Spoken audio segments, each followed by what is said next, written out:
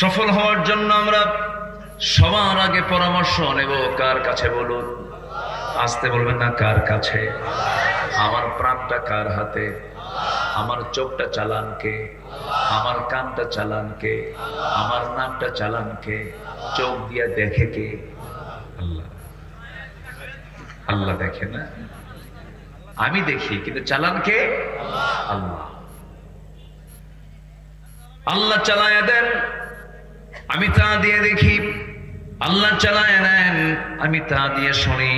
এই জন্য মহান রব্বুল আলামিন বলেন, ইন্নাস সামআ ওয়াল বাসারা ওয়াল ফুআদা কুল্লু উলাইকা কানা আনহু মাসউলা।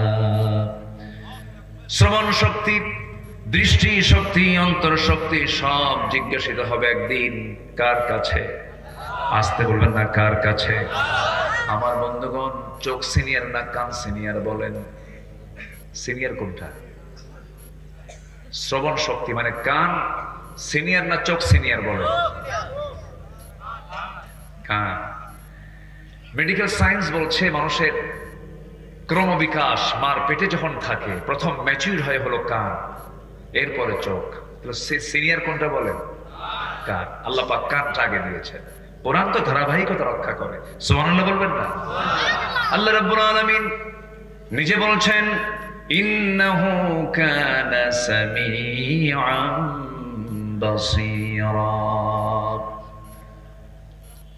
শ্রবণ শক্তির কথা আল্লাহ রাব্বুল আলামিন আগে বলেছেন, এরপর দৃষ্টি শক্তির কথা বলেছেন, অন্তর শক্তির কথা বলেছেন। রূহটা কিন্তু পরে আসে। ওয়ানাফাখা রূহাহু, দেহের মধ্যে রূহটা ঢুকায় দেন তিনি আমার কে? আসতে বলবেন না, তিনি আমার কে? আল্লাহ পাক। সেই মহান রব্বুল আলামিন বলছেন, বান্দা সব কিছুর ব্যাপারে আমি তোমাকে প্রশ্ন করব। চোখ দিয়ে কি দেখেছো? কান দিয়ে কি শুনেছো? অন্তর দিয়ে কি চিন্তা করেছো? দুই পা দিয়ে কোথায় গিয়েছো? দুই হাত দিয়ে কাকে থাপ্পড় মেরেছো? কোন থানায় তুমি ভালো মানুষের নামে মামলা দিয়েছো?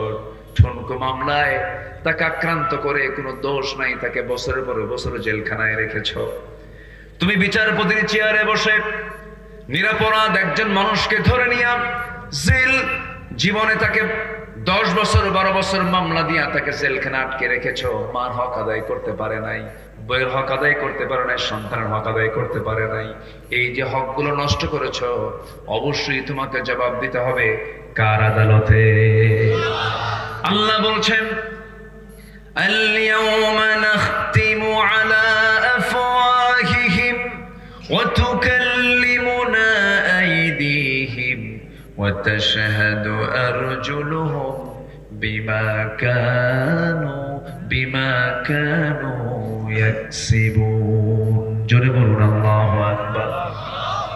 আজকের দিনে তোমাদের আমি মুখকে মোহর মেরে দেব, মুখ দিয়ে কোনো কথা বলতে পারবে না, জিহ্বা বন্ধ করে দেব।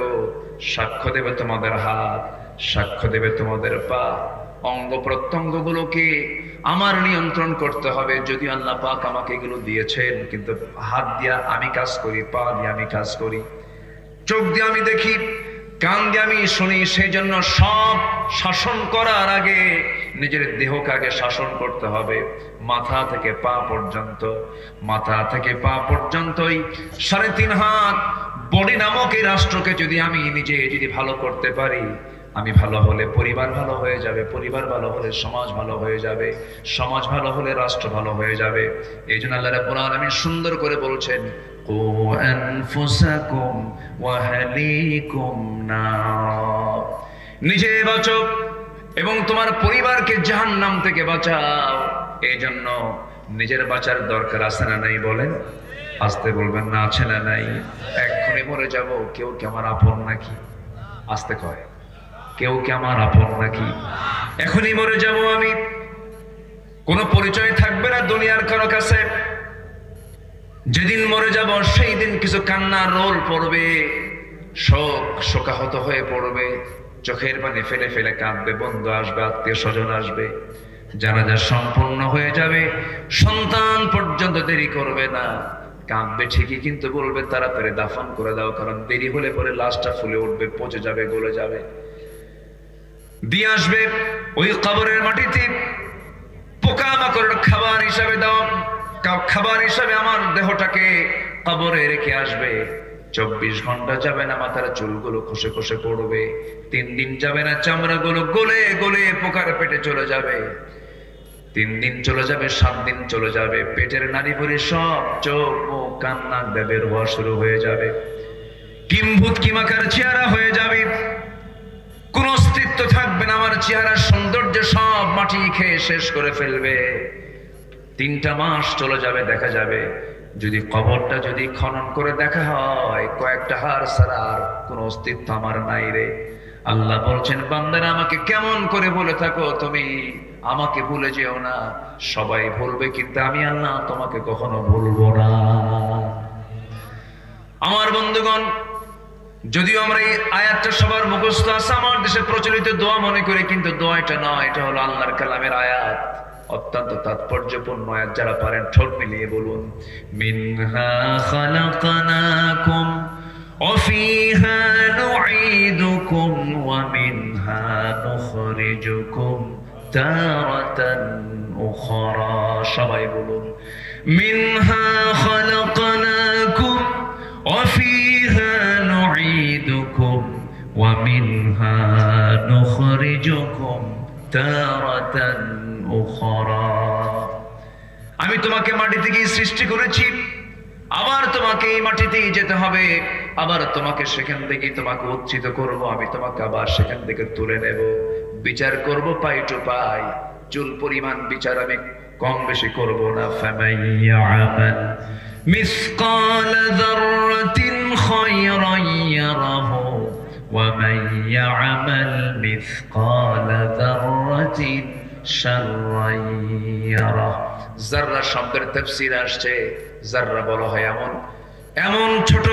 এমন ছোট জিনিসকে যাররা বলা হয় যা খালি চোখে দেখা যায় না।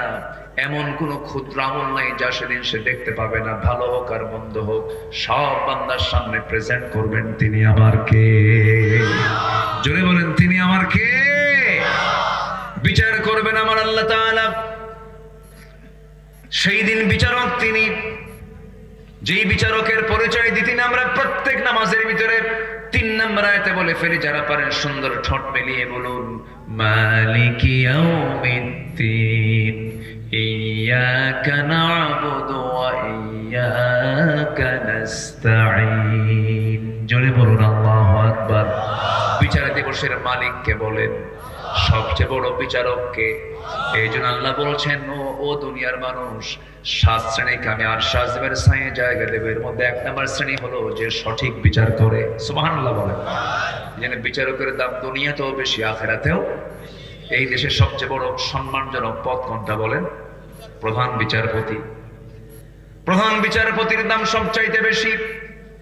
আল্লাহ রাব্বুল আলামিনের কাছেও বিচারপতির দামটা বেশি। ইমামুন আদিলুন সাবআতু ইযিল্লুহুমুল্লাহু ফি যিল্লিহি ইয়াওমুল লা যিল্লা ইল্লা যিল্লুহু। ইমামুন আদিল রাজুলুন কলবুহু মুআল্লাকুন বিল মাসাজিদ।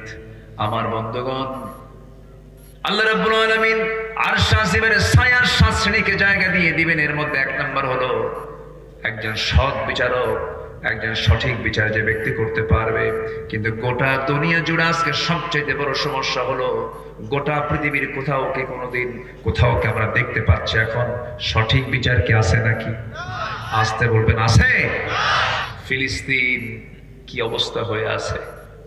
ফিলিস্তিনকে ভাবলে পরেই হৃদয়ে রক্তক্ষরণ হয়, কত কষ্ট হয়। দেখতেছেন না? ছোট্ট বাচ্চা খাবার নাই, ছাগলের ঘাস চাবাচ্ছে।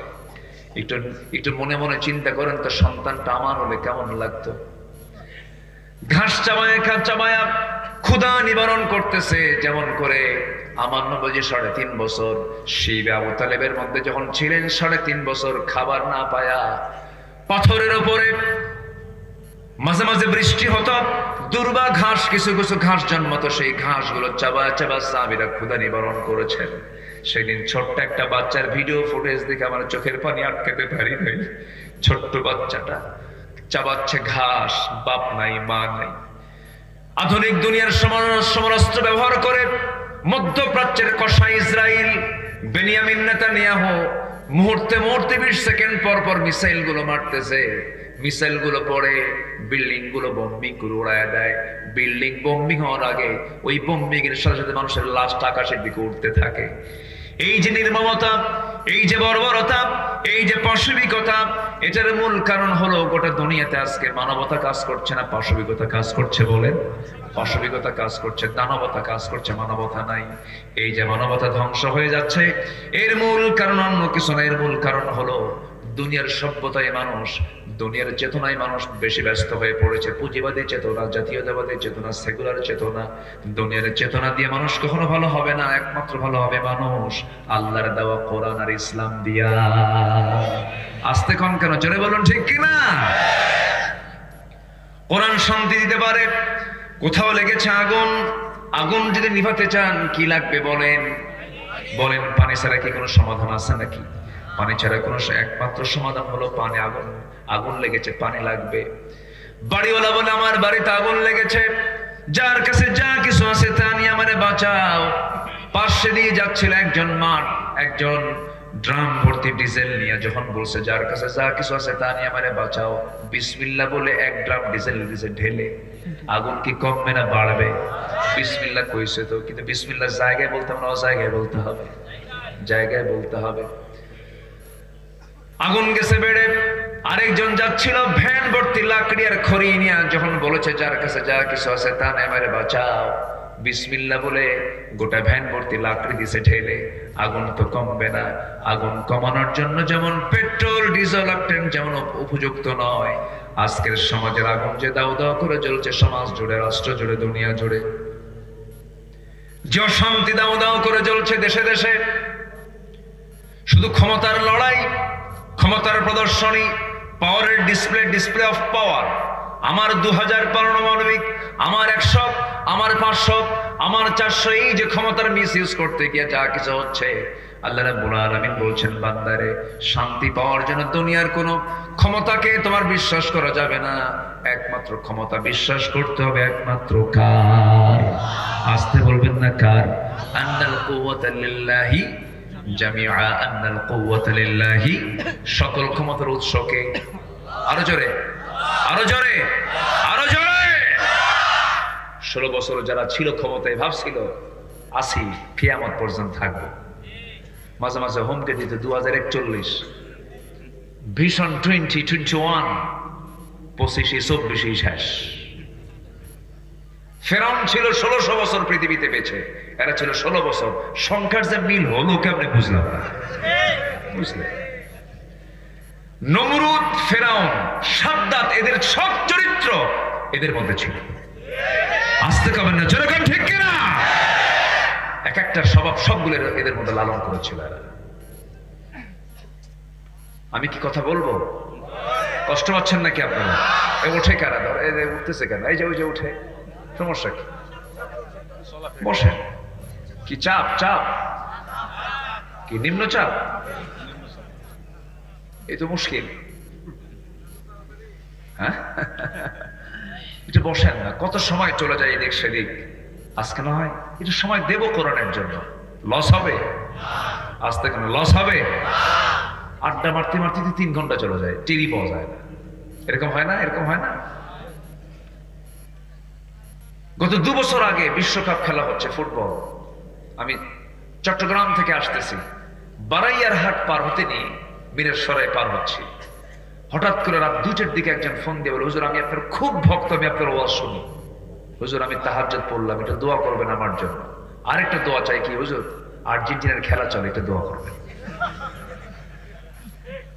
এতক্ষণ ধরে এত সুন্দর কথাগুলো লাগলো, আবার শেষে কি কয়? মানে একজন তার বাবার প্রশংসা করছে, এক ভাই আরেক ভাইকে তার সামনে তার বাবার প্রশংসা করতে নিয়ে বলছে, ভাই তোমার বাপটা কত সুন্দর ভালো ছিল, কত সুন্দর টানা টানা চোখ, প্রশস্ত কপাল, চুলগুলো কালো, এরপরে কি সুন্দর তার বডির সৌন্দর্য, সুঠাম দেহ, আর দাঁতগুলো এত সুন্দর, কুত্তার দাঁতের মতো চকচকা। কি কথা কি বুঝলেন? মানে এত সব কথা সুন্দর কয়া শেষে এমন একটা শব্দ কইছে, সব শেষ। কত সময় তো আমরা ব্যয় করি, আমরা কোরআনের জন্য সময় ব্যয় করলে কোরআন আমাকে সুপারিশ করে জান্নাতে নিয়ে যাবে। কোরআনকে আমরা বেশি করে সময় দেব, জোরে বলি ইনশাআল্লাহ। কোরআন আমাকে সময় দিয়ে জান্নাতে নিয়ে যাবে, সুবহানাল্লাহ বলেন। কোরআন কিন্তু খুব দামি কিতাব, আল্লাহু আকবার বলেন। যখন খারাপ লাগবে তেলাওয়াত করবেন, যখন খারাপ লাগবে তেলাওয়াত শুনবেন, যখন খারাপ লাগবে প্রচন্ড রাগ উঠে গেছে, আপনার মনে অশান্তি, সেজদায় পড়ে ঘন্টার পরে ঘন্টা থাকবেন, দেখবেন এর চাইতে প্রশান্তি পৃথিবীতে আর কোথাও নাই। সেজদা দিবেন, স্ট্রোক করবেন না। সেজদা দিবেন, ব্রেন স্ট্রোক হবে না। তারপরে কি বলে, হার্ট স্ট্রোক হবে না, ব্রেন স্ট্রোক হবে না। একটু সেজদায় পড়ে কাঁদবেন, দেখবেন মন প্রশান্ত হয়ে গেছে, দিল ঠান্ডা হয়ে গেছে। প্রশান্তি, আনন্দ, তৃপ্তি দেয় একমাত্র ইবাদতে। কিসে বলেন তো? ইবাদতে, সেজদায়। আমরা সেজদায় পড়ে কাঁদবো, জোরে বলি ইনশাআল্লাহ। তাহাজ্জুদ রেগুলার করব, ফজর নামাজ না পড়লেও চলবে। কাজা করে যাবে মানে মাথায় টুপি, পরনে লুঙ্গি নাই, তা তো হবে না। আমার দেশে আবার এগুলো নিয়ে খুব ব্যস্ত। সবে কদর আর সবে বরাত আসলে পরে ওরে বাপরে বাপ, সিজনাল মুসল্লি হাজির হয়ে যায়। ওদের নামাজ, ওদের সেজদার চোখের পানি দেখে মনে হয় কেবলই আকাশ থেকে জিবরাইল নামছে। আছে না নাই?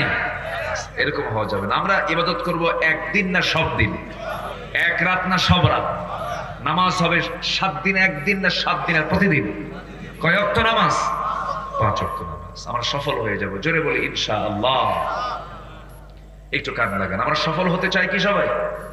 সফল হওয়ার জন্য আমরা আসুন কোরআনের আলোকে সফলতার কিছু শর্তাবলী আমি আজকে বলতে চাচ্ছি। 10টা শর্তাবলী নিয়ে আমি কথা বলবো। কয়টা বলেন তো? 10টা শর্তাবলী আমি দেব কোরআন থেকে। আমি আমার বাবার, আমার দাদার কোনো কথা বলতে আসিনি। আমার দেশে তো বাপ নিয়ে বহু কিছু হয়েছে। আমার বাপই দেশ স্বাধীন করছে। ছিল হলো, দেশটা ছিল যেন ওদের কাছে পৈতৃক সম্পত্তির মতো। মুক্তিযুদ্ধ ছিল ওদের ব্যবসা, ওরা ব্যবসা মনে করেছিল। সোনার ছেলেরা, মেধাবী ছেলেরা, অক্সফোর্ড অফ দি ইস্ট, প্রাচ্যের অক্সফোর্ড নামে খ্যাত ঢাবির ছেলে পেলেগুলো তারা আন্দোলন করে বলল, ছাত্র বৈষম্য বিরোধী আন্দোলনের ছেলেরা বলল, আমাদের সন্তান তো তারা, কে মেধার যাচাই হোক, কোটাকে বাতিল করো। জবাব দিতে নিয়ে উনি বলে ফেললেন যে রাজাকারের নাতিপুতিরা চাকরি পাবে। 54 বছর পরে এসেও যদি এই সমস্ত কথাগুলো আমাদের শুনতে হয়, এই দেশের মানুষ আর বোকা নাই। আসতে কন কেন? ওরা বোকা বানিয়ে রাখতে চেয়েছিল। বোকা মানুষ নাই, মানুষ সচেতন, সবকিছু বোঝে। এটা 2025-এর বাংলাদেশ। 2025, এটা মাথায় রাখতে হবে। এরপরে কথা বলতে হবে। সম্মানিত ভাইয়েরা, সব দেখে শেষ করেছি, সব আইন দেখে শেষ করেছি। আমরা একটা বারের জন্য আমরা আগামী দেশ দেখতে চাই, কোরআনের দেশ। আসতে কন কেন? কোরআন কি কোনো দলের, নির্দিষ্ট কোনো দলের? কোরআনটা কার? যে মুসলমান তার। আমরা সবাই কি? আমরা সবাই কি? এদেশের সংখ্যাগরিষ্ঠ কি? সংখ্যাগরিষ্ঠ কি? ইসলাম থাকলে সব ধর্ম নিরাপদ থাকবে। ইসলাম যেখানে থাকবে না, কোন ধর্মের নিরাপত্তা থাকবে না। ইন্ডিয়াতে ওয়াকফ স্টেট, মসজিদ, মাদ্রাসা, মন্দিরে যে দানগুলো করা হয়, এটাকে ওয়াকফ স্টেট বলা হয়।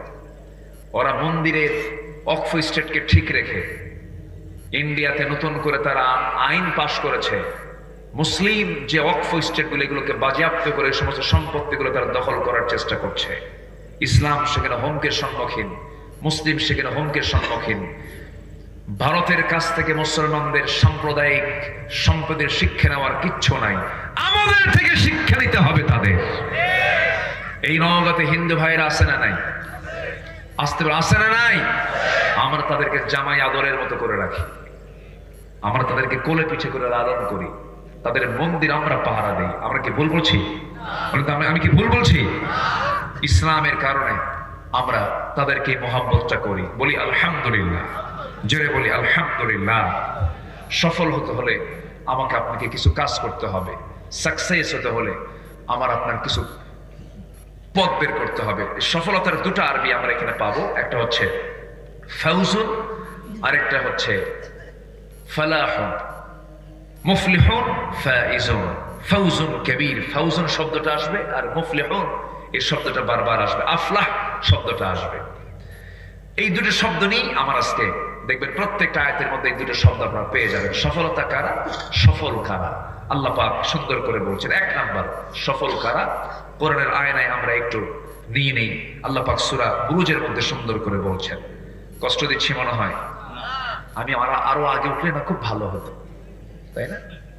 বারবার আমি এটা চিন্তা করছি যে আমি কি কষ্ট দিচ্ছি কিনা আপনাদের। কষ্ট পাচ্ছেন না তো? মানে এই এলাকার লোক ঘুমায় না মনে হয় না? ঘুমায় তো, একটু কষ্ট হচ্ছে। আগামীতে এটা সতর্ক থাকবেন যেন আগামীতে মাহফিল গুলো যেন সঠিক সময়ে শুরু হয়ে সঠিক সময় যেন শেষ হয়। আল্লাহ কবুল করুন, জেনে বলি আমিন। সবকিছুই সময় মতো হওয়া উচিত। নামাজটা সময় দরকার না অসময় দরকার? আল্লাহ বলছেন ইন্নাস সালাতা কানাত আলাল মুমিনিনা কিতাবান মাওকুতা। চলে যাবেন? ব্যাগ নিলেন যে প্রস্তুতি নিচ্ছেন, একসাথে যায় থাকেন একটু, হ্যাঁ একটু থাকেন। মানে চলে গেলে তখন দেখে হুজুর যখন গেলই আমিও যাই। মানুষ কিন্তু অনুকরণ প্রিয়, অনুসরণ প্রিয়। একজনকে দেখলে আরেকজন এটাকে ফলো করে, একটু আমার দিকে তাকা। মানে 12টার পরে ওয়াজ করা মানে কি জানেন? পাগলির সাথে ঘর সংসার করা। আমি এটা প্রায় এই কথাটা বলি। এখন কি করবেন? একটু আসেন, মনোযোগ দিয়ে শুনেন। আমারও তো ঘুম চলে আসে, মানুষ তো ঘুম তো চলে আসবে। সফল হওয়ার জন্য এক নাম্বার কাজ হচ্ছে ঈমান আনতে হবে। কি আনতে হবে বলেন তো? এখন হয়তো বলুন হুজুর এত কমন কথা বললেন, ঈমান তো আমার আছে, আমার বাপের নাম, আমার সবাই তো আমরা ইসলাম ওয়ালা। আমার বাপ, আমার দাদার নাম আমিনুল ইসলাম, আমার বাপের নাম শরীফুল ইসলাম, আমি শহীদুল ইসলাম। সব তিন ইসলাম তো একসাথে আছে। হ্যাঁ, বংশগত ইসলাম দিয়ে কাম হবে না, কর্মগত ইসলাম থাকতে হবে। বংশের পরিচয় দিয়ে জান্নাত পাওয়া যাবে না। বাবা ছেলেকে জান্নাতে নিয়ে যেতে পারবে না, ছেলে বাপকে জান্নাতে নিতে পারবে না। যদি তাই পারতো, ইব্রাহিম আলাইহিস সালাতু ওয়াস সালামের বাবা ছিল মুমিন না মুশরিক? বলেন বলেন। ইব্রাহিম আলাইহিস সালাতু ওয়াস সালাম জান্নাত পেয়ে যাবেন, কিন্তু তার বাবা জান্নাত পাবে না। বাপ হয়ে লাভ নাই। ছেলে কেনান জাহান্নামী, বাপ নূহ আলাইহিস সালাতু ওয়াস সালাম জান্নাতি। কেন? ঈমান আছে, ঈমান নাই। ছেলের ঈমান নাই, বাবার ঈমান আছে। ঈমান ছাড়া কোনো উপায় নাই। বংশগত কোনো পরিচয় দিয়ে জান্নাত পাওয়া যাবে না। বংশগত পরিচয় দিয়ে যদি জান্নাত পাওয়া যেত, আমার নবীর বংশ কুরাইশ, আবু জেহেলের বংশটাও কি বলেন? বলেন বলেন বলেন বলেন। আবু লাহাবের বংশ কি বলেন? কুরাইশ। কুরাইশ বংশে জন্ম নিয়েও কোনো লাভ হবে না, কারণ আবু লাহাব, আবু জেহেল, উতবা, শাইবা, এই কাট্টা কাফের গুলো সম্ভ্রান্ত বংশে তাদের জন্ম হয়েছে। বংশের পরিচয় দিয়ে জান্নাত পাওয়া যাবে না। আল্লাহ রাব্বুল আলামিন বলেন ইন্না খালাকনাকুম মিন যাকারিন ওয়া উনসা ওয়া জাআলনাকুম শুউবান ওয়া ক্বাবাইলা লিতাআরাফু ইন্না আকরামাকুম ইনদাল্লাহি আতকাকুম। আমি তোমাদেরকে এক নর এবং নারী থেকে সৃষ্টি করেছি, এরপরে বিভিন্ন বংশ বিস্তার করে দিয়েছি, বিভিন্ন গোত্র করে দিয়েছি, ভাষা করে দিয়েছি। নগর ভাষা, নগর সদরের ভাষা আর নজিপুর বর্ষার ভাষা কি একরকম না দুই রকম? একরকম না দুই রকম? জেলা কয়টা আছে? জেলা কয়টা বলেন? এটা কি বিল পার হলাম আজকে? হ্যাঁ, হাসাই গাড়ি বিল পার হলাম। আর একটা বিল আছে সাপাহারের দিকে, হলো জবাই বিল। ওখানে সব জবাই করে। ওই জবাই বিলের মানুষগুলো কথা বলতে নিয়ে সিন পারে না, সালাম দিতে নিয়ে কয় আসসালামু আলাইকুম। আগে সালায়ের পরে দুলাভাই, স উচ্চারণ হয় না, পারে না। একই জেলা, দেখবেন তাদের ভাষা একরকম, আপনার ভাষা একরকম। কেন দিয়েছেন? আপনি হলেন হাসাই গাড়ি না, হাসাই গির এলাকার মানুষ, আর তারা হলো জবাইবিরের মানুষ। এই দুটাকে নিশ্চিত করার জন্য, দুটাকে ফাইন্ড আউট করার জন্য, স্পষ্ট করার জন্য আল্লাহ রাব্বুল আলামিন ভাষাকে চেঞ্জ করে দিয়েছেন। জবাইবিরের মানুষ সেখানে মাস্তানি করতে নিয়ে বলবে তুই তো জবাই থেকে আসছিস, সেখানে কি কস, কি বলিস এই জায়গায়? আল্লাহ তাআলা ভাষাকে আঞ্চলিক পাসওয়ার্ড করে দিয়েছেন। আবার আপনি দুপচাচের দিকে চলে যাবেন, আরেকটা ভাষা পাবেন। আক্কেলপুরে পাবেন, যাবেন আরেকটা ভাষা পাবেন। ওখানে কোনো ব্যাককেল নাই, সব ওখানে কি বলেন? আক্কেলওয়ালা মানুষ। রংপুরে যাবেন, সেখানে আরেকটা ভাষা পাবেন। এরপরে নোয়াখালী যাবেন, আরেকটা ভাষা পাবেন। লক্ষ্মীপুরে যাবেন, আরেকটা ভাষা পাবেন। ভোলা যাবেন, আরেকটা ভাষা পাবেন। চট্টগ্রাম যাবেন আরেকটা ভাষা পাবেন। হাজারো ভাষার বৈচিত্র্যময় রূপ কেন দিয়েছেন? মহান রব্বুল আলামিন এই জন্য দিয়েছেন, বিভিন্ন জাত দিয়েছেন, বিভিন্ন বংশ দিয়েছেন, এটাকে একে অপরকে চেনার জন্য, পরিচয় করার জন্য। তবে হ্যাঁ, এগুলো কোনো কিছু আমাকে মূল্যায়ন করবে না, আমার কাছে এগুলো মূল্যায়ন পাবে না। আমার কাছে মূল্যায়ন পাবে হলো যে বান্দা তাকে অবলম্বন করে ঈমান আনতে পেরেছে। জোরে বলেন সুবহানাল্লাহ। তাহলে প্রথম হলো কি আনা, বলেন তো, জোরে বলেন, কি আনতে হবে? ঈমান আনতে হবে। আমরা ঈমান এনেছি না পাইছি? ওই বাচ্চাগুলো কই যায়? ও টিচার চলে গেছে, হুজুর চলে গেছে, ছাত্র থাকবে না। ওদের আবার ফজরের আগে উঠতে হবে, ফজরের আগে তাদের পড়া আছে না, তারা চলে যাচ্ছে। যাক, আমার দিকে তাকান এখন। তাহলে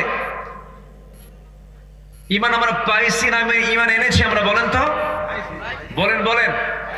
পাইছি আমরা, ঈমান আনি নাই। ভালো করে ঈমান আনতে হবে,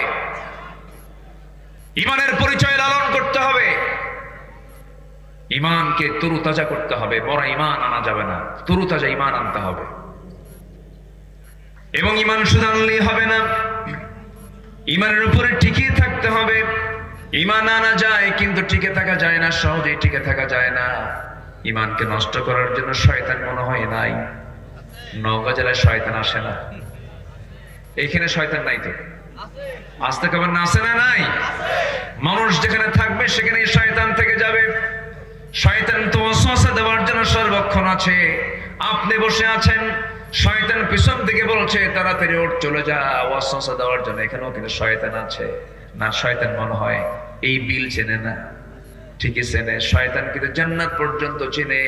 জান্নাতের মধ্যে আদম আলাইহিস সালাতু ওয়াস হাওয়া আলাইহিস সালাতু ওয়াস সালাম যখন থাকলেন, শয়তান জান্নাতের মধ্যে ঢুকে দুজনকে ওয়াসওয়াসা দিয়েছিল যে শয়তান জান্নাতে ঢুকে আমার বাপ মাকে ওয়াসওয়াসা দিতে পারে। সেই শয়তান বুঝি এই এলাকা চেনে না? কি চেনে কিনা বলেন?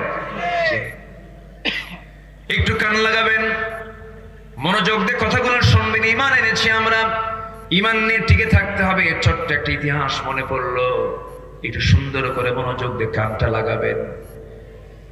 একজন সাহাবী কালিমা গ্রহণ করেছেন, বাড়িটা তার মক্কা এবং মদিনার ঠিক মাঝখান বরাবর তার বাড়ি। দিন গ্রহণ করেছেন, বাপটা ছিল না তার, ছোট্টবেলায় বাপ মারা গেছে। চাচার কাছে তিনি মানুষ হয়েছেন। ঈমান যখন এনেছেন, কালিমা যখন গ্রহণ করেছেন, চাচার কানে সংবাদ চলে গেল। চাচা বলে ফেললো, ভাতিজা কি যেন শুনলাম তুমি নাকি কালিমা গ্রহণ করেছো, ঈমান এনেছো। মুস্কি হাসি মেরে বললেন, চাচা আপনি শুনবেন কেন? আপনি দেখেন, আশহাদু আল্লা ইলাহা ইল্লাল্লাহু ওয়াহদাহু লা শারীকা লাহু ওয়া আশহাদু আন্না মুহাম্মাদান আবদুহু ওয়া রাসূলুহু। হেদায়েতের মালিক কে? আরো জোরে, আরো জোরে, আরো জোরে। আমাকে হেদায়েত দিতে পারেন তিনি আমার কে? এই জন্য হেদায়েত চাইতে হবে কার কাছে? এক সময় না সব সময়। ইহদিনাস সিরাতাল মুস্তাকিম। প্রত্যেক নামাজে এই দোয়া আছে না নাই? আছে। আল্লাহর কাছে হেদায়েত চাইতে এবং বলতে হবে, আল্লাহ জীবনের শেষ নিঃশ্বাস থাকা পর্যন্ত আমাকে হেদায়েতের উপরে রেখে দিও। আল্লাহর কাছে রোনাজারি করে কাঁদতে হবে। আমার বন্ধুগণ, ওই সাহাবী যখন কালিমা পড়েছেন, চাচা শোনার সঙ্গে সঙ্গে বলতেছে, তুই এতিম ছিলি, তোরে দেখলাম আমি, আমার সম্পদে তোর নামে লিখে দিয়েছি। তুই কি জানিস ঈমানের কারণে তোর কত বড় ক্ষতি হতে পারে? কি চাচা, কি বলবেন আপনি বলেন? সমস্ত সম্পত্তিগুলো তোর থেকে আমি জোরপূর্বক নিয়ে নেব। মুস্কি হাসি মেরে সেই সাহাবী বলছেন, চাচা জোরপূর্বক নেওয়া লাগবে কেন? কারণ এই দুনিয়ার সকল সম্পত্তির চাইতে আমার কাছে সবচেয়ে বড় সম্পত্তি হলো আমার ঈমান। জোরে কান সুবহানাল্লাহ। ঈমান এনেছি আমি। ও চাচা, আপনার জোর করে আমার কাছ থেকে সম্পদ নিতে হবে না, সব জমিগুলো আপনাকে আপোষেই দিয়ে দিলাম, সম্পদগুলো দিয়ে দিলাম। চাচার রাগ কমলো না। চাচা খেপে গিয়ে রেগে গিয়ে থাপ্পড় মেরে তার জামাটা টান মেরে ধরে টেনে ছিঁড়ে তাকে শরীর থেকে কাপড়টা বিচ্ছিন্ন করে ফেললো। এরপরে এক পর্যায়ে লুঙ্গিটাও খুলে নিল, উলঙ্গ করে ঘর থেকে বের করে দিল। উলঙ্গ হয়ে তাকে ঘর থেকে যখন বের করে দিয়েছে, তিনি চোখ বন্ধ করে দৌড় মেরেছেন। মার দরজায় গিয়ে বলছে, মা দরজা খুলো। দরজা খোলা মাত্রই ওই সাহাবী বলছেন, মা আমার দিকে তাকায়ও না, দিন গ্রহণ করেছি, ঈমান এনেছি, এই কারণে আমার চাচা আমার শরীর থেকে লুঙ্গিটা পর্যন্ত খুলে নিয়েছে। মা দেখো তো ঘরের মধ্যে কোনো চাদর আছে কিনা, কোনো কাপড় আছে কিনা, আমার সতরটা ঢাকা দরকার। ছোট্ট এক খণ্ড কাপড় দেওয়া হলো, সেই কাপড় দিয়ে তার সতর ডেকে নিয়া এবার বলছেন, মা পৃথিবীর কোনো দরবার ভালো লাগে না, আমার কাছে নবীর দরবার ভালো লাগে, আমি নবীর দরবারের দিকে রওনা দিলাম। রওনা দিয়ে যখন তিনি রাতের বেলা যখন রওনা দিয়েছেন, খালি গায়ে, শুধু গায়ে একখানা, গোটা দেহে একখানা সতর ঢাকার জন্য কাপড় আছে। আরবের দেশে বছরে 1 থেকে 1.5 মাস 2 মাস পর্যন্ত প্রচন্ড শীত থাকে, হাড় কাঁপানো শীত। সেই শীত আমার দেশেও হয় না, এমন হাড় কাঁপানো শীত। সেই শীতের ভিতরে এই সাহাবী, ধনী সাহাবী ছিলেন, দিন গ্রহণ করার কারণে গরীব হয়ে গেছেন, সব নিয়ে নিয়েছে। নগ্ন দেহে শুধুমাত্র সতরটা ঢেকে রওনা দিয়েছেন, থরথর করে কাঁপতেছেন। নবীর বাড়িতে পর্যন্ত পৌঁছে গেলেন, দরজায় গিয়ে নক করলেন। নবীজি দরজা খুলেই দেখেন নগ্ন দেহে কে যেন সামনে দাঁড়ানো, কিচ্ছু বললেন না। ভিতরে চট করে চলে গেলেন। ভিতরে গিয়ে আমার নবীর যত কাপড় ছিল সবচেয়ে পছন্দের 2টা জুব্বা আমার নবীজি হাতে বহন করে নিয়ে এসে বলছে, যুবক আগে কাপড়টা গায়ে পড়ো, দেহটা ঢেকে নাও, এরপরে তুমি আমার সঙ্গে কথা বলো। নবীর পরনের দেহটা, জুব্বাটা তার গায়ে রাসূল পড়ায় দিলেন। এরপরে বলছেন, যুবক তুমি কি বলবে বলো। হুজুর দিন গ্রহণ করেছি, আমার চাচা আমার দেহ থেকে লুঙ্গি পর্যন্ত খুলে নিয়েছে। রাসূল মুস্কি হাসি মেরে বুকের সঙ্গে জড়িয়ে ধরে বলছে, আব্দুল্লাহ চিন্তা করো কেন, তোমার চাচা তোমাকে বস্ত্রহীন করেছে, আর আমি নবীজি আমার দেহের জুব্বা আমি তোমারে দান করে দিলাম। জোরে বলে সুবহানাল্লাহ, আরো জোরে বলে সুবহানাল্লাহ। ওই সাহাবীর কপাল খারাপ না ভালো? বলেন কপাল খারাপ না ভালো? দুনিয়া ছেড়েছেন, আখিরাত পেয়েছেন। আল্লাহু আকবার বলেন। আমার নবীজি বুকের সঙ্গে জড়িয়ে ধরলেন, বুকটা কাঁপতেছে সাহাবীর। সাহাবী বড় কান্নায় ভেঙে পড়েছেন। রাসূল বলছেন, কাঁদো কেন? আমি তোমার দায়িত্ব নিচ্ছি, তুমি কোনো চিন্তা করবে না। সাহাবী বলো, কি বলতে চাও বলো। হুজুর দুনিয়া বিক্রি করে আমি ঈমানটা গ্রহণ করে নিয়েছি। রাসূল খুব খুশি হলেন। ওয়াইয়াশি নাফসাহু তিগা মারদাতিল্লাহ। আমার নবীজি বুকের সঙ্গে জড়িয়ে ধরে বলছেন, ও আব্দুল্লাহ চিন্তা করো না, কিছু বলতে চাও নাকি বলো। হুজুর আপনি আমার জন্য দোয়া করেন। আমার নবীজি তৎক্ষণাৎ 2টা হাত উঁচু করে আকাশের দিকে তাকায় বলছেন, আকাশের মালিক আল্লাহ, আমার এই আব্দুল্লাহ দিন গ্রহণ করতে না অনেক কষ্ট স্বীকার করেছে, দুনিয়া বিক্রি করে ঈমানকে গ্রহণ করেছে। আমার আব্দুল্লাহর জানমাল তুমি আল্লাহ কাফের বেঈমানদের জন্য হারাম করে দাও। সাহাবীর মনটা খারাপ হয়ে গেল, কেঁদে কেঁদে বলছেন, ইয়া রাসূলুল্লাহ আমি দোয়া চাইলাম কি, আপনি দোয়া করলেনটা কি? রাসূল বলছেন, কেন কি হয়েছে হুজুর? আপনি কাফের বেঈমানদের জন্য আমার রক্তকে হারাম ঘোষণা করলেন। আমি যদি কাফেরদের দ্বারা আক্রান্ত না হই আমি শহীদ হব কেমনে? আমি তো শহীদ হতে পারবো না। নবীজি মুস্কি হাসি মেরে বলছে, সাহাবী চিন্তা করো কেন? ওয়াইমা তাআলা ফিরাশিহি, তোমার মৃত্যু যদি বিছানা শুয়ে থেকে যদি হয়ে যায়, যদি শহীদের দরজা পেতে চাও, তোমার তামান্না যদি থাকে, আল্লাহ রাব্বুল আলামিন অবশ্যই তোমাকে শহীদের দরজা দিয়ে দিবে। সাহাবীর হৃদয়টা ঠান্ডা হয়ে গেল। রাসূল বলেন, সাহাবী যাও আল্লাহর কালামের তেলাওয়াত করো, প্রশান্ত চিত্ততা নিয়ে চলে আসো। সাহাবীদের মাঝে তাকে পাঠায় দিলেন। আসহাবে সুফফার সদস্য মণ্ডলীর ভিতরে তিনি চলে গেলেন। নবীর ঘরের সঙ্গে আসহাবে সুফফারা থাকতো।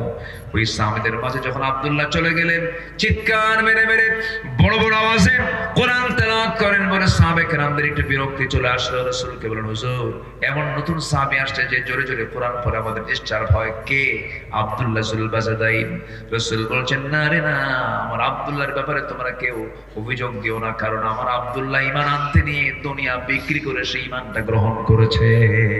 আর আমরা ঈমান বিক্রি করি মাত্র একটা বিড়ির প্যাকেট খায়া। কি আমি কি ভুল বলতেছি? আমরা ঈমানটা এত সস্তা বানায় নিয়েছি, এক কাপ চা খেয়ে আমরা ঈমান বিক্রি করে ফেলি। আমি কি আলোচনা করব আলোচনা? আমার বন্ধুগণ, আব্দুল্লাহ যুল বাজাদাইন রাদিয়াল্লাহু তাআলা আনহু আল্লাহর কালাম তেলাওয়াত করেন, আবেগ আপ্লুত হয়ে চোখের পানি ফেলে ফেলে কাঁদেন। যুদ্ধের একটা টাইম চলে এলো। আমার নবীজি মদিনার মসজিদ থেকে রওনা করলেন জিহাদের ময়দানে। রাসূল বলেন, আব্দুল্লাহ রে, আমার প্রিয় সাহাবী, চলো আমার সঙ্গে যুদ্ধে চলো। সাহাবী খুব খুশি হয়ে গেলেন, রওনা করলেন, যুদ্ধে শামিল হলেন। যুদ্ধ শেষ হয়ে গেল। আব্দুল্লাহকে সঙ্গে করে নিয়ে, সবাইকে সঙ্গে করে নিয়ে রাসূল করিম সাল্লাল্লাহু আলাইহি ওয়াসাল্লাম রওনা দিলেন মদিনার দিকে। হঠাৎ হঠাৎ রাস্তার মধ্যে খবর চলে এলো, রাসূলকে বলা হলো, ইয়া রাসূলুল্লাহ, আপনার সবচেয়ে প্রাণপ্রিয় সাহাবী আব্দুল্লাহ দারুণ অসুস্থ হয়ে পড়েছে। নবীজি চূড়ান্ত টেনশনে পড়ে গেলেন, বললেন, দেখো তো আমার সাহাবীকে কেমন করে সেবা করা যায়, চিকিৎসা করা যায়, চেষ্টা করো। সাহাবে কেরাম 3 দিন 3 রাত পর্যন্ত তার সেবায় আত্মনিয়োগ করলেন, কিন্তু উপকার হলো না। এক পর্যায়ে আব্দুল্লাহ দুনিয়া থেকে বিদায় নিলেন। নবীর কানে সংবাদ চলে এলো, রে আমার নবীজি কাঁদতে কাঁদতে বলছেন, সাহাবীরা, আমার কলিজার টুকরা আব্দুল্লাহ দুনিয়া থেকে বিদায় নিয়েছে। আমার আব্দুল্লাহর জানাজার দায়িত্ব আমি কাউকে দেব না, তোমরা তার গোসলটা করাইয়া দাও, কাফনের কাপড়টা পরাইয়া দাও। আজকের জানাজার দায়িত্ব আমি কাউকে না দিয়ে আমি রাসূল নিজে তার জানাজার দায়িত্ব নিয়ে নিলাম। জোরে বলে সুবহানাল্লাহ, আরো জোরে সুবহানাল্লাহ। এই যে দামগুলো বেড়েছে শুধুমাত্র একটা মাত্র কারণ, তার হচ্ছে ইমানের জন্য। কিসের জন্য বলেন? ইমানের জন্য।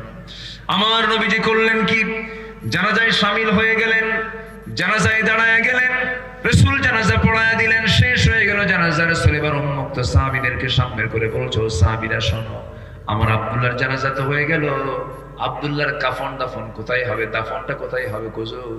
ওই যে 2 পাহাড়ের ঠিক মাঝখানে আমরা কবরটা খনন করেছি তার জন্য। রাসূল বলছেন, তোমরা কেউ আব্দুল্লাহর কবরে নামবে না, আমি রাসূল নিজে তার কবরে নেমে তার লাশটা আমি কবরে শোয়াব। আমার রাসূল এই কথা যখন বললেন, সাহাবীরা আশ্চর্য হয়ে গেলেন, রাসূল তেমন সহজ বরাবর করেন না। আমার নবীজি সোজা চলে গেলেন, কবরের সামনে গিয়ে দাঁড়ালেন, কাদা কাদা কণ্ঠে আমার নবীজি বলছেন, আমার আবু বকর কোথায়, আমার ডানে আসো, আমার ওমর কোথায়, বামে আসো। আমার নবীজি সবার আগে কবরে নামলেন, কবরে নেমে বলছেন, আবু বকর আমার ডানে নামো, ওমর আমার বামে নামো। ওই কবরে নামছেন মোট কয়জন বলেন? পৃথিবীর সেরা মানুষ, পৃথিবীর সেরা মানুষ 3 জন সেই সাহাবীর কবরে নেমেছেন কবরের লাশ রাখার জন্য। আমার নবীজি কবরের ঠিক মাঝখানে দাঁড়ায় হাত 2টা আগায় দিলেন, বরকতের হাত আগায় দিয়ে বলছে, সাহাবীরা, আমার প্রিয় আব্দুল্লাহর লাশটা আমার হাতে তুলে দাও। লাশটা যখন হাতে তুলে দেওয়া হলো, রাসূল বলছেন, আবু বকর আমার আব্দুল্লাহর মাথাটা ধরো, আমার ওমর আমার আব্দুল্লাহর পাটা ধরো। 3 জন মিলে সমানভাবে কবরে শোয়া দিলেন। চেহারাটা কিবলামুখী করে দিলেন নবীজি তার বরকতের হাতে, বুকের উপরে হাত রেখে আকাশের দিকে তাকায়া অশ্রু বিজড়িত, অশ্রুপূর্ণ চক্ষু নিয়ে আমার নবীজি আকাশের মালিকের দিকে তাকায় বলছেন, আকাশের মালিক, এই মুহূর্ত পর্যন্ত আমি আব্দুল্লাহর উপরে সন্তুষ্ট আছি, মেহেরবানি করে আব্দুল্লাহর সমস্ত কিছুকে তুমি আল্লাহ মাফ করে দাও। এই দোয়া যখন করতেছিলেন, এমন সময় দাঁড়িয়ে থাকা, পাশে দাঁড়িয়ে থাকা একজন সচেতন সাহাবী সাদ বিন আবি ওয়াক্কাস হাউমা করে শিশুর মতো কাঁদে। সাহাবা কেরাম বলছেন, সাদ রে, তুমি কাঁদো কেন, কি হয়েছে? হাউমা করে কাঁদো কেন? তিনি বলছেন, আমি সাদ পোড়া কপাল, আজকে আমি সাদ যদি জীবন্ত সাদ বিন আবি ওয়াক্কাস না হয়ে যদি মৃত সাদ বিন আবি ওয়াক্কাস হয়ে যদি এই কবরের বাসিন্দা হতাম, আর এই কবরের বাসিন্দাকে দাফন করার জন্য পৃথিবীর সেরা 3 জন মানুষ যার কবরে নামে, তার মতো ভালো কিসমতওয়ালা মানুষ কে আছে? আমি জীবিত না হয়ে মোরা সাদ হলে পর আমার জীবন ধন্য হয়ে যেত। জোরে বলে সুবহানাল্লাহ, আরো জোরে বলে সুবহানাল্লাহ, আরো জোরে বলে সুবহানাল্লাহ। এই যতক্ষণ ধরে যে কথাটা বোঝানোর জন্য চেষ্টা করলাম, 1 নম্বর পয়েন্ট, আমার বন্ধুগণ, সবকিছুর মূলে একটা মানুষের দাম সম্মান বাড়ে হলো ইমানের কারণে। কিসের কারণে বলেন? ইমানের কারণে। ইমান আছে যার, সম্মান আছে তার, ইমান আছে যার, পুরস্কার আছে তার, ইমান আছে যার, মর্যাদা আছে তার, ইমান আছে যার, নেতৃত্ব আছে তার। আমরা বেঈমানদের কোন নেতৃত্ব বাংলার জমিনে বাস্তবায়ন হতে দেব না। কোন বেনামাজি, চোর, লম্পট, চাঁদাবাজদের হাতে আমরা দেশ আর ফেরত দিতে চাই না। আমরা দুর্নীতিমুক্ত, শোষণমুক্ত, ইমানদার পরহেজগার নেতৃত্বে বাংলার জমিন আমরা গড়তে চাই। রাজি আছেন কারা কারা? হাত উঁচু করে দেখান মুসলমান।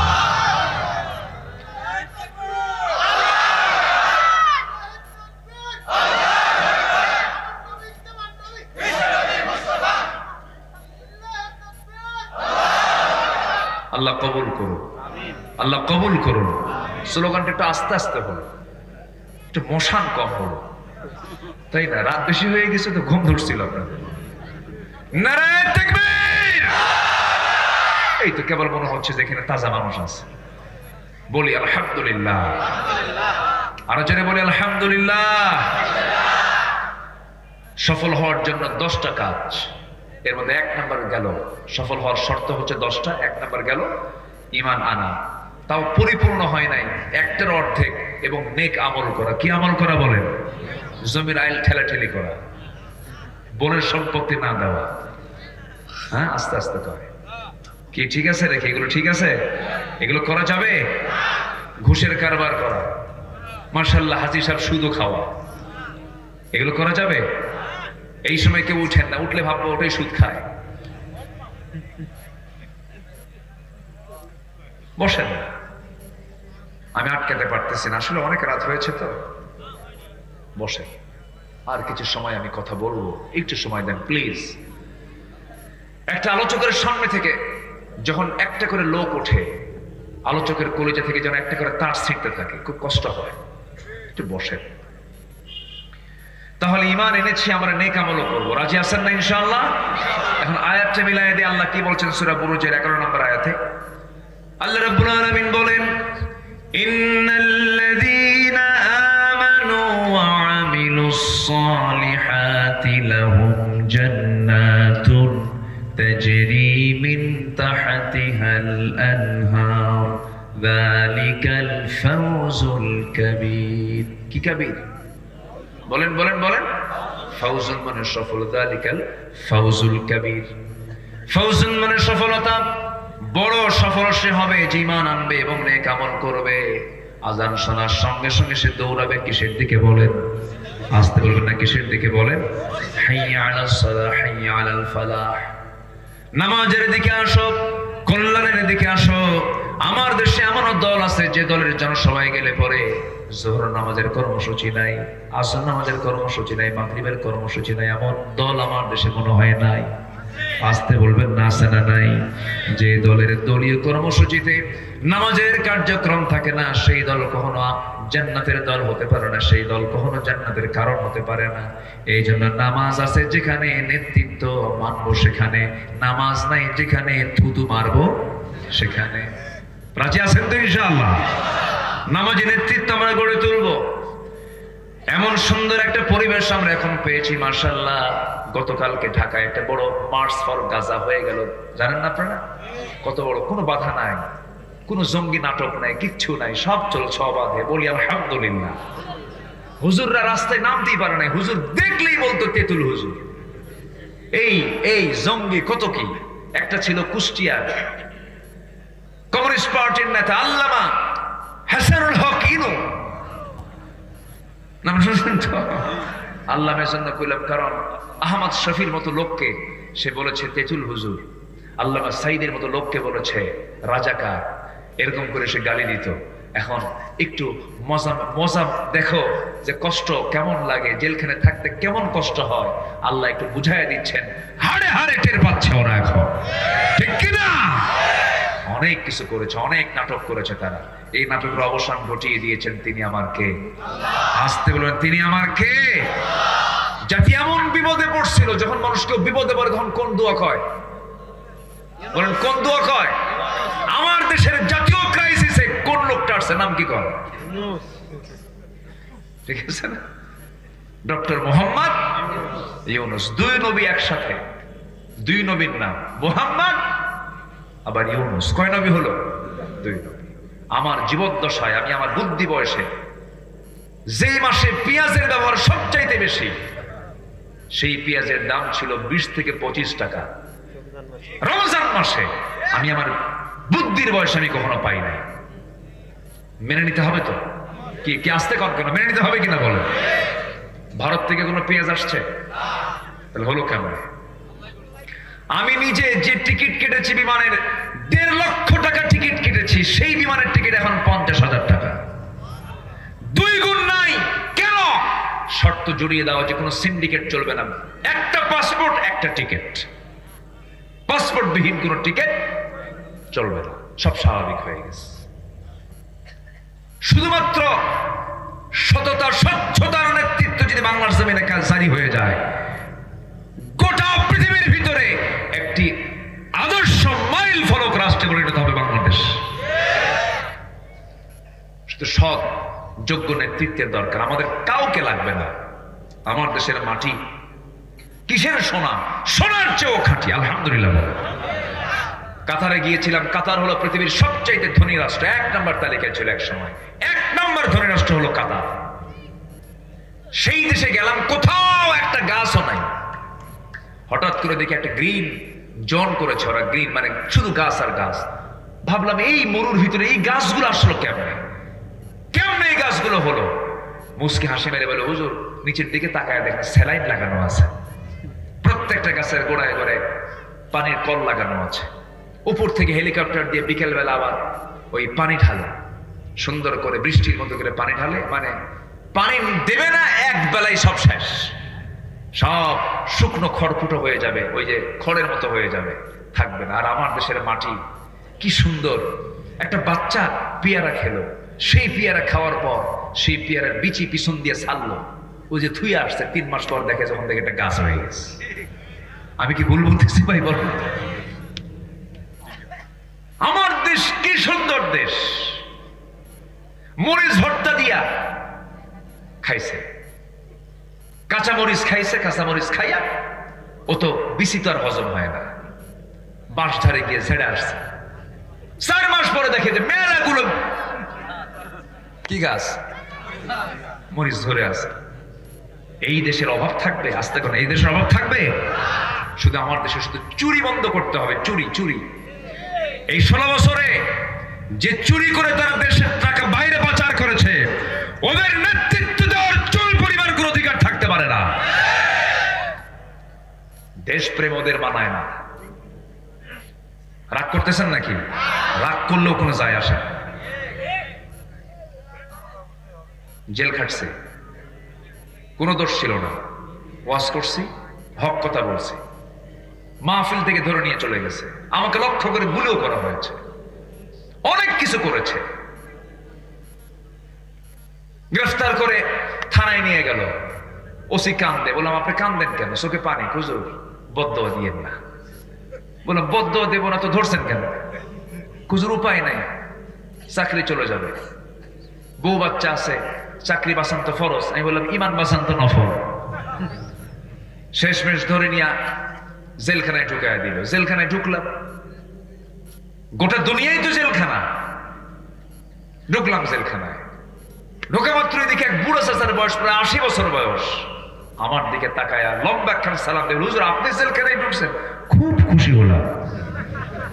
তো বললাম জেলখানায় ঢুকলে কি খুশি হয়? চাচা এটা কেমন বললেন? কি বাবা, ওয়াজ শুনতে যাই তোমার বহু মাহফিলে, এত চেষ্টা করে একবার মোসাফা করবো, এই চান্স পাই নাই। এত সুন্দর আল্লাহ চান্স দিয়ে দিছে, জেলখানায় থাকে।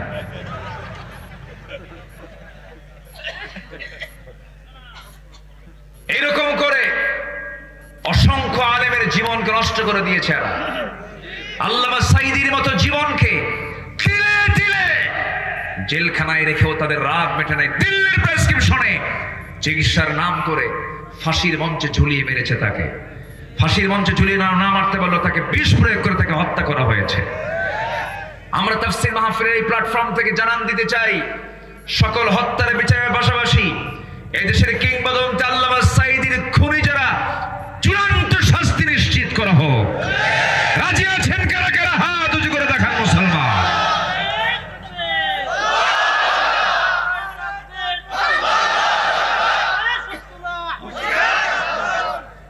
আল্লাহ কবুল করুন, জোরে বলি আমিন।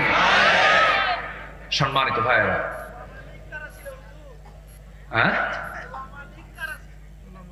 লিক লিক, ওই তো সম্মানিত ভাই, এটাই তো কথা। ওলামায়ে সু ছিল, ওলামায়ে সু, ওলামায়ে সু জঘন্য। এই পৃথিবীর ইতিহাসে কোথায় এমন রেকর্ড নাই। একটা দেশের শীর্ষ নেতৃত্ব সেও পালায়, মসজিদের খতিবও পালায়। ঠিক আছে কিনা? আজ পর্যন্ত বাইতুল মুকাররমের খতিব খুঁজে পাওয়া যাচ্ছে না, উনি নিখোঁজ।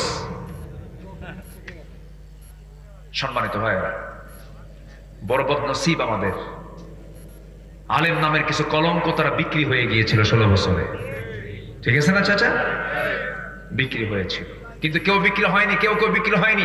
হাসি মুখে দিয়ে ফাঁসির মঞ্চ পর্যন্ত গিয়েছেন, কারোর সামনে তারা মাথা নত করেন নাই। ঠিক কিনা বলেন?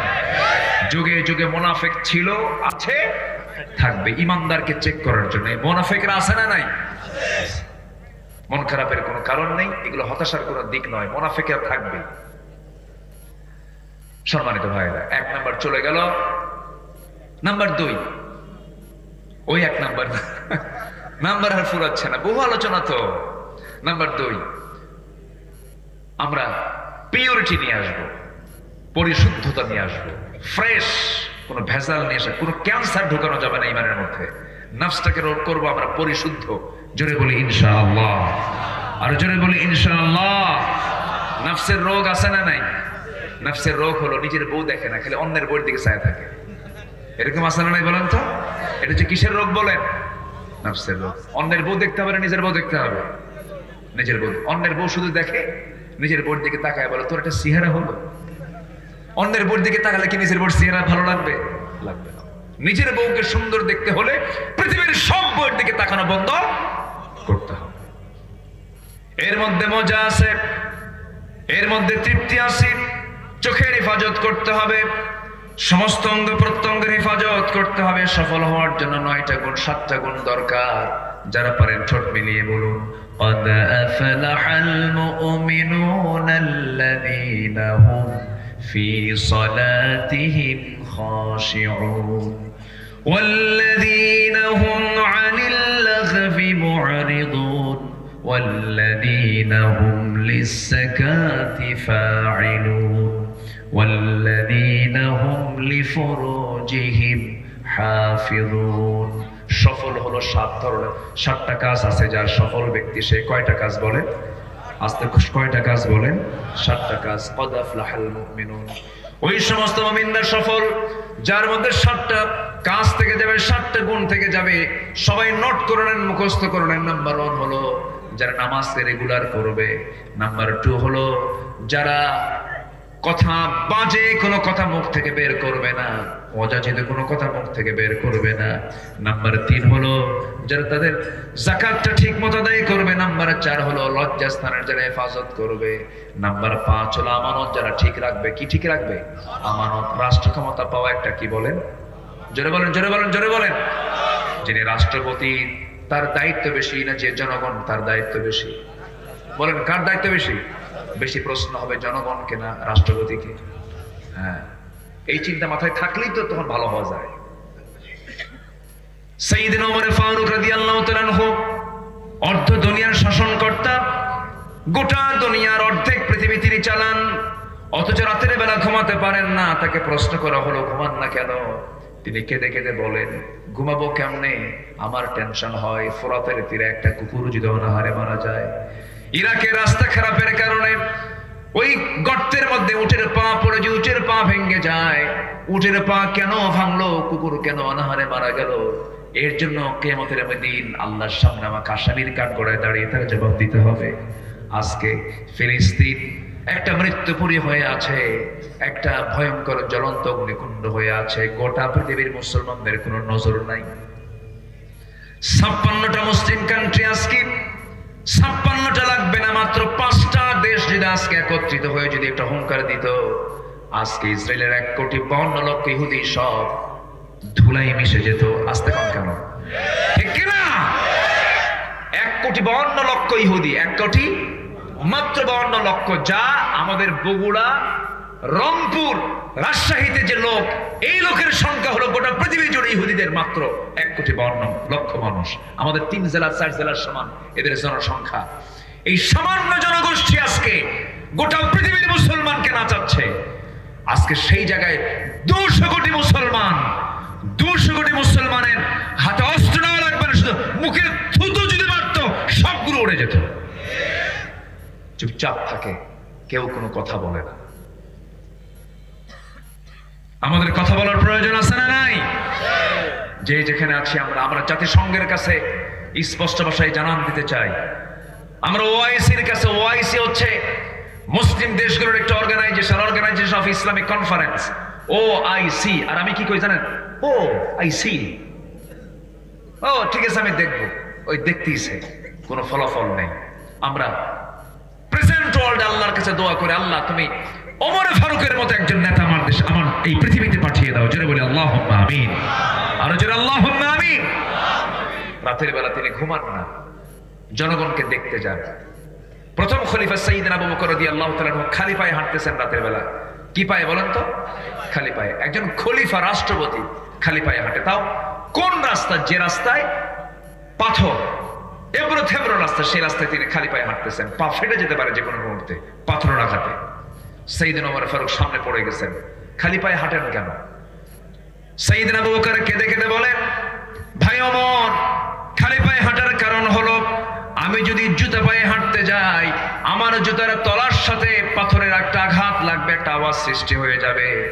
সেই আওয়াজে যদি আমার দেশের জনগণের ঘুমের যদি ব্যাঘাত হয়ে যায়, তাই আমাদের দিন আমাকে আসামির কাঠ করে দাঁড়িয়ে তারা জবাব দিতে হবে।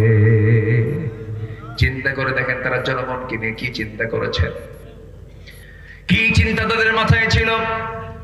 রাতের আধারে সাইয়েদনা আবু বকর রাদিয়াল্লাহু তাআলা আনহু প্রত্যেক দিন প্রত্যেক রাত্রিতে একজন মহিলার ঘরে যেতেন। বৃদ্ধা নারী, চোখে দেখেন না, স্বামী নাই, ছেলে নাই, মেয়ে নাই, কেউ নাই, তাকে দেখার কেউ ছিল না, প্রতিবেশী তার। রাষ্ট্রপতি হওয়ার পরও তার এই খেদমত বন্ধ হয় নাই। প্রত্যেক রাত্রি তার খেদমত করে দিয়ে আসতেন। কাপড় চোপড় ধুয়ে দেওয়া, গোসল করানো, তারপরে খাবার দাবারের মত ব্যবস্থা তিনি করে দিয়ে আসতেন। আমার বন্ধুগণ, সাইয়েদনা ওমর ফারুক একদিন কোন এক রাতের আধারে ওই মহিলার খেদমত করার জন্য দরজায় গিয়ে নক করছেন। বুড়িমা, খেদমত লাগবে নাকি? তিনি বলছেন খেদমত একদম করে গেছে। তিনি মনে মনে ভাবলেন, এই আরবের এই মদিনার মাটিতে কে আছে তার খেদমত করার জন্য? দরজায় তিনি আড়ালে দাঁড়ায় আছেন। দেখলেন কে যেন ঢুকলো। প্রথম দিন টের পেলেন না, দ্বিতীয় দিন টের পেলেন না, তৃতীয় দিন তিনি যখন ঢুকেছেন, বের হওয়ার সময় তিনি চট করে তার পিছন থেকে ভাতটা চেপে ধরে দেখেন কেউ না। সাইয়েদনা আবু বকর রাদিয়াল্লাহু তাআলা দরজাতে বের হচ্ছেন খালি পায়ে। ওমর ফারুক কেঁদে কেঁদে বলছেন, ভাই আবু বকর, দেশও চালাবেন, প্রতিবেশীর খেদমত করবেন, মরে যাবেন তো, অসুস্থ হয়ে পড়বেন তো, অন্তত আমাদের জন্য খেদমত কিছু রেখে দেন। সাইয়েদনা আবু বকর বলেন, ওমর রে, আমার আমলনামা আমার পিঠিয়ে আসবে, তোমার আমলনামা তোমার পিঠিয়ে চলে যাও, আমাকে খেদমত করতে দাও। মৃত্যুর দিন পর্যন্ত সাইয়েদনা আবু বকর ওই মহিলার খেদমত করে দুনিয়া থেকে বিদায় নিলেন। দ্বিতীয় খলিফা ওমর ফারুক তারপর থেকে তিনি ওই মহিলার দায়িত্ব নিলেন, চলে গেছেন। কিন্তু মহিলা জানেন না সাইয়েদনা আবু বকর দুনিয়া থেকে বিদায় নিয়েছেন, তার কাছে সংবাদ যায় নাই। ওমর ফারুক রাদিয়াল্লাহু আনহু ওই মহিলার খেদমত করার জন্য রাতের আধারে চলে গেছেন। খেদমত করে, রান্না বান্না করে, কাপড় চোপড় ধুয়ে, খেজুরগুলো ধুয়ে নিয়ে সব কিছু কমপ্লিট করে তিনি বের হয়ে চলে আসছেন। এরপরে মহিলা যখন খেতে বসেছেন, খেজুরগুলো খেতে নিয়ে বসেছেন, একটা খেজুর মুখের মধ্যে দেওয়া মাত্রই কামড় দিয়েছেন। বিচি দাঁতের নিচে যখন পড়ে গেছে, তখন তিনি বলে ফেলেন, ইন্না লিল্লাহ। এই কথা বলে তিনি ভাবলেন, আমার আসল খাদেম আবু বকর বুঝি না, আমার আবু বকর দুনিয়া থেকে বিদায় নিয়েছে। কারণ আমার আবু বকর যখন আমার খেদমত করার জন্য আমার ঘরে আসতো, খেজুরগুলো শুধু ধুয়েই দিত না, আমার কষ্ট যেন কম হয় সেজন্য আমার খেজুরগুলো খাওয়ানোর জন্য খেজুরের ভিতরে থাকা বিচিগুলো সে সরাইয়া দিয়া দিয়া আমার জন্য খেজুর সে প্রস্তুত করে দিয়ে যেত। সুবহানাল্লাহ, আরো জোরে করুন সুবহানাল্লাহ। এগুলো কি অহংকার থাকলে এগুলো খেদমত আসবে নাকি? হৃদয়ের প্রশস্ততা, হৃদয়ের মধ্যে তাজকিয়াতুন নাফস আসলেই তো এগুলো হয়। এই জন্য আমার বন্ধুগণ, নফসের শুদ্ধতা আনতে হবে। قد أفلح من تزكى وذكر اسم ربه فصلى بل تؤثرون الحياة الدنيا। জোরে বলুন আল্লাহু আকবার। নাম্বার 3 হলো সত্যবাদী হওয়া। নাম্বার 3 কি বলেন? বলেন বলেন বলেন বলেন। সত্যবাদী হওয়া। আমরা সত্যবাদী হব, জোরে বলি ইনশাআল্লাহ। নাম্বার 4 হলো তাকওয়া অর্জন করা। মান ইউতিইল্লাহ ওয়া রাসূলাহু ওয়া ইয়াখশাল্লাহ ওয়া ইয়াত্তাকিহি ফাউলাইকা হুমুল ফাইজুন। জোরে বলুন আল্লাহু আকবার। নাম্বার 5 হলো, ও বান্দা, তুমি যদি ধৈর্যশীল হতে পারো, আমি তোমাকে বিশাল বড় সময় সম্মান দিয়ে দেব। ইন্নী জাযাইতুহুমুল ইয়াওমা বিমা সাবারু আন্নাহুম হুমুল ফাইজুন। জোরে বলুন আল্লাহু আকবার। ধৈর্য যোগ্যতা না রাগ যোগ্যতা? আস্তে কয়। ধৈর্য যোগ্যতা না রাগ যোগ্যতা? রাগ করতে কোনো ট্রেনিং লাগে নাকি? কিন্তু ধৈর্য আনতে কি লাগে বলেন? ট্রেনিং লাগে। অনেক বড় ধৈর্যের পরিচয় দিতে হয়। ধৈর্যশীলের জন্য জান্নাত, রাগী ব্যক্তির জন্য দুনিয়াও ক্ষতি, রাগ করা মাত্র স্ট্রোক করে, আছে না, আছে না, এরকম আছে না? রাগ করবেন, দুনিয়াও নষ্ট হবে, আখিরাতও নষ্ট হয়ে যাবে, রেগে যাবেন তো হেরে যাবেন, সবকিছু শেষ হয়ে যাবে। আল্লাহ বলেছেন আমি তাদেরকে দারুণ ভালোবাসি, তারাই হলো সফল কাম। নাম্বার 6 হলো আল্লাহ এবং রাসূলের আনুগত্য করতে হবে। আমরা আল্লাহ এবং রাসূলের আনুগত্য জীবনের সকল জায়গায় করব। আল্লাহ রাব্বুল আলামিন বলেন ওয়া মান ইউতি'ইল্লাহা ওয়া রাসূলাহু ফাকাদ ফাযা ফাওজান আযীমা। জোরে বলুন আল্লাহু আকবার। নবীর সঙ্গে ভালোবাসা আগে দরকার না আনুগত্য আগে দরকার? বলেন তো, বলেন, আনুগত্য আগে দরকার না ভালোবাসা আগে দরকার? বলেন বলেন বলেন বলেন। আনুগত্য, আনুগত্য না হলে ভালোবাসার কোনো দাম নাই। আপনি কেন গোটা দুনিয়ার মানুষ এক হলেও আবু তালেব রাসূলকে যে সেবা দিয়েছেন, যে ভালোবাসা দিয়েছেন, কেউ তার সমান করতে পারে নাই, পারবে না। কিন্তু সে আবু তালেব জান্নাতে না জাহান্নামে? কি নাই? ভালোবাসা নাই না ঈমান নাই? বলেন বলেন বলেন, কি নাই? ভালোবাসা নাই না আনুগত্য নাই? আনুগত্য নাই। এই জন্য ভালোবাসা আগে না আনুগত্য আগে? আনুগত্য। কথাটা কিন্তু খুব দামি, একটু মনে রাখবেন সবাই। তাহলে ভালোবাসা আগে দরকার না আনুগত্য আগে দরকার? ওয়া ইউতি'ইল্লাহু রাসূলাহু ফাকাদ ফাযা ফাওজান আযীমা। ফাওজান আযীমা, সব আয়াতে ফাওজান। আপনি আমার আলোচনা শুধু শুনছেন না, ক্যামেরার প্রযুক্তির কল্যাণে গোটা দুনিয়ায় আলোচনাগুলো চলে যাবে। এই জন্য আমাকে প্রত্যেকটা আয়াতের কোটেশন দিয়ে আমি যেন আলোচনাগুলো মানুষ যেন শুনে যেন বুঝতে পারে যে দলিল আদিল্লা নির্ভর কথাই যেন বলা হয়, এই দিকে আমি একটু সবসময় খেয়াল করার চেষ্টা করি। নাম্বার 7 হলো সৎ কাজের আদেশ দেওয়া, অসৎ কাজের বাধা প্রদান করা। সফলতার জন্য এটা একটা গুরুত্বপূর্ণ বিষয়। আজকে জাতি যদি সৎ কাজের আদেশ এবং অসৎ কাজের বাধা দিতে পারত, এই দেশে বেশ্যাবৃত্তির লাইসেন্স পাস হতো? লাইসেন্স থাকতো? থাকতো না। আমরা এই কাজটা করতে পারিনি। আমার আপনার চোখের নাকের ডগায় প্রশাসন, স্কুল, কলেজ, ইউনিভার্সিটির চোখের সামনে, ক্যাম্পাসের সামনে একটা পরপুরুষ পরনারী গাছের গোড়ায় গোড়ায় বসে, উরুর উপরে মাথা দিয়া নারী শুয়ে আছে, ঘন্টার পর ঘন্টা বিড়ি খায়। কি খায়? বাদাম খায়, বিড়ি খায়। প্রশাসন দেখে, কেউ কি কিছু বলে? কেউ কিছু বলে না। এটা কি ইমানদারের লক্ষণ? বলেন তো, এটা কি সফলতা? না। আল্লাহ রাব্বুল আলামিন বলেন ওয়ালতাকুম মিনকুম উম্মাতুন ইয়াদউনা ইলাল খায়রি ওয়া ইয়া'মুরুনা বিল মা'রুফি ওয়া ইয়ানহাউনা 'আনিল মুনকার ওয়া উলাইকা হুমুল মুফলিহুন। জোরে বলি আল্লাহু আকবার। সূরা আলে ইমরান 104 নম্বর আয়াত। তওবা করব নাম্বার 18। তওবা করা কি করা? বলেন, তওবা করা। আল্লাহর কাছে আমরা তওবা করব। দুনিয়াতে কারো কাছে মাফ চাইলে সে বলে শেষ পর্যন্ত ধরা দিলি, খোঁটা একটা মেরে দেয়। কিন্তু আল্লাহ বলেছেন বান্দারে তুই যখন সব পাপগুলো করে যখন আমার কাছে মাফ চাস, আমি আল্লাহ দারুণ খুশি হয়ে তোরে মাফ করে দে। আমরা মাফ চাইবো কার কাছে? সন্তান বাপকে বাপ বাপ বারবার আব্বা আব্বা বলে বারবার ডাকলে বলে বাপ খুশি হয় না, রাগ হয়? এত ডাকি না, না, বাপ বারবার বলে খুশি হয়? হ্যাঁ, বারবার ডাকলে খুশি হয়? আব্বা আব্বা আব্বা আব্বা আব্বা খুশি হবে?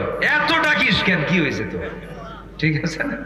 কিন্তু আমার আল্লাহ এমন আল্লাহ যে আল্লাহকে যত বেশি ডাকবেন আল্লাহ তত বেশি খুশি হয়ে যাবেন। সুবহানাল্লাহ, আলহামদুলিল্লাহ, আল্লাহু আকবার। সুবহানাল্লাহ, আলহামদুলিল্লাহ, আল্লাহু আকবার। এই শব্দগুলো দিয়ে যারা জিহ্বাটা ভেজা থাকে, ওই জিহ্বা ভেজায় কোনোদিন গীবত আসে না। কি আসে না? বলেন, গীবত আসে না।